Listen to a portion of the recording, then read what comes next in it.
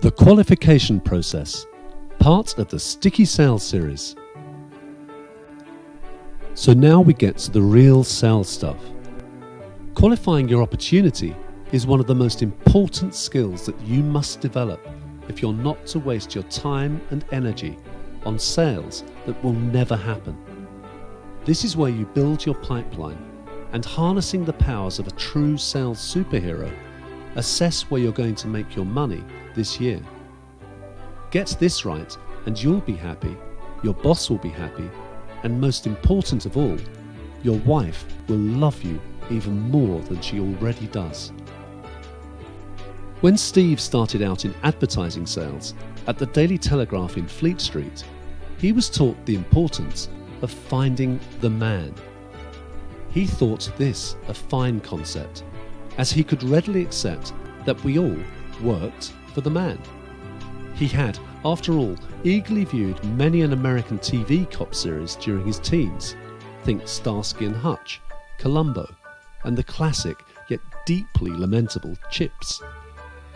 All of these had characters who either worked for the man, were prone to declaring "you the man," or who, when pressed, would resort to sticking it to the man.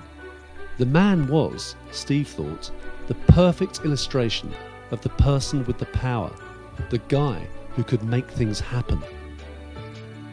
Steve was halfway there. Man was an abbreviation of money, authority, and need. Money, make sure he's got the budget. Authority, make sure he can sign it off or tell you who can. Need, make sure he needs it. As an introduction to the qualification process, this seemed simple. It was common sense, surely. And so it proved, eventually. Like all eager young pups, Steve favoured quantity over quality and hit the phones offering ad space to anyone who'd listen. He filled in his call sheets and proudly handed them over to his manager each evening, subtly pointing out that he literally hadn't stopped all day, and she was right, this was hard graft, this telesales lark, wasn't it? With much patience and a little evening wine, this was Fleet Street in the last of the good old days, to soothe his exhausted brow, his manager Linda explained to him that less is more, and it was all about working smart.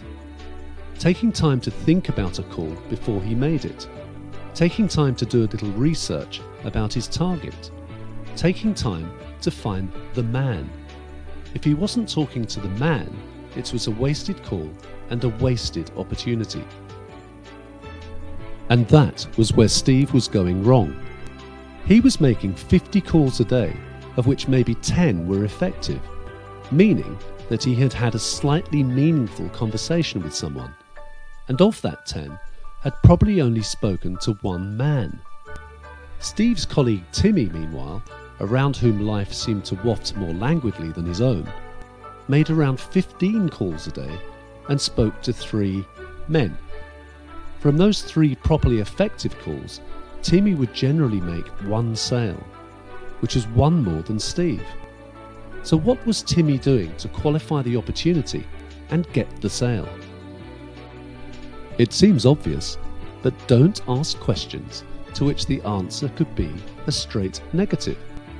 For example, do you look after your CRM system? No. Do you want to talk about how we could help you? No. Can I interest you in our services? No. Would it be okay if I sent you some information? No.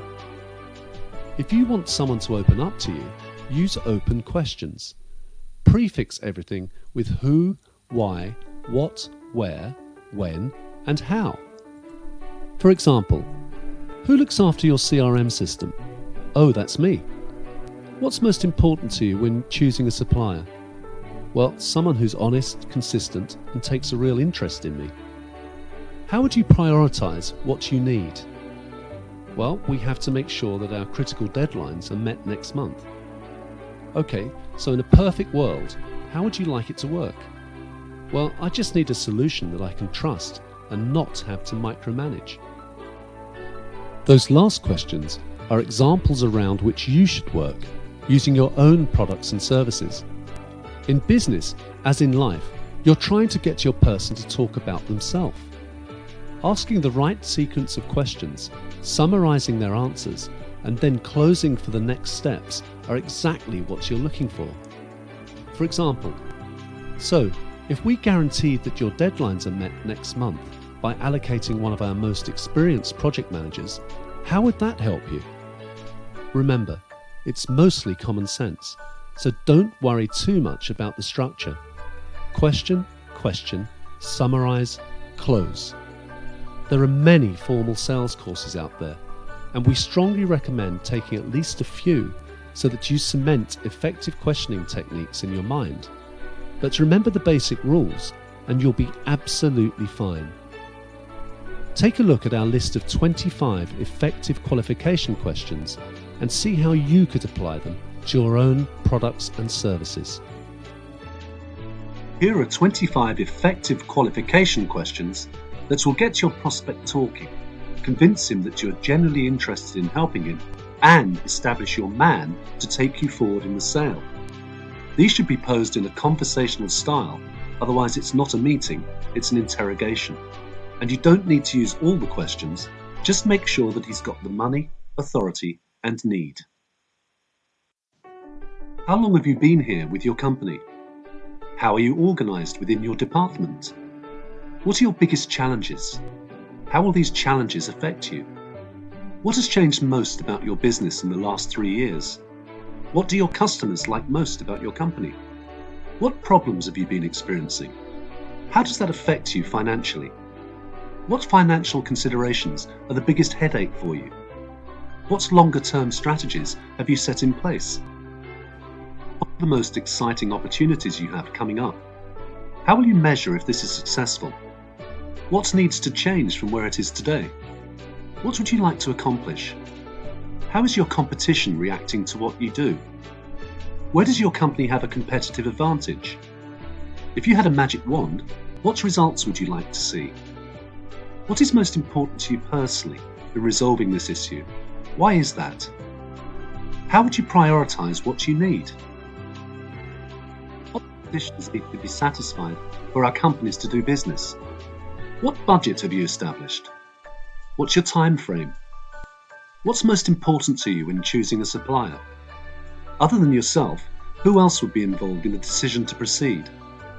When can we sit down again to take this forward?